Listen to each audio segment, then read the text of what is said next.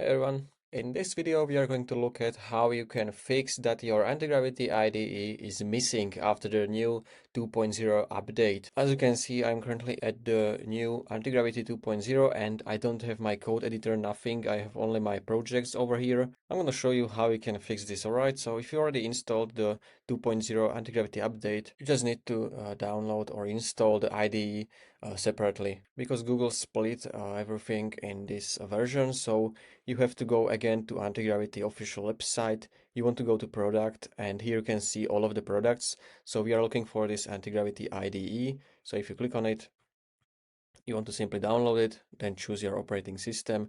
So if you have macOS Silicon or Intel, you can choose your version. I have Silicon and we have to download this separately.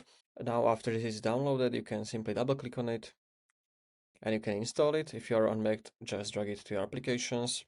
And now you have to search for it. So as you can see, this is the standalone anti-gravity agent app or this anti-gravity, and then you have anti-gravity IDE. So this is what you are looking for, this anti-gravity IDE. So I can open it and I can show you.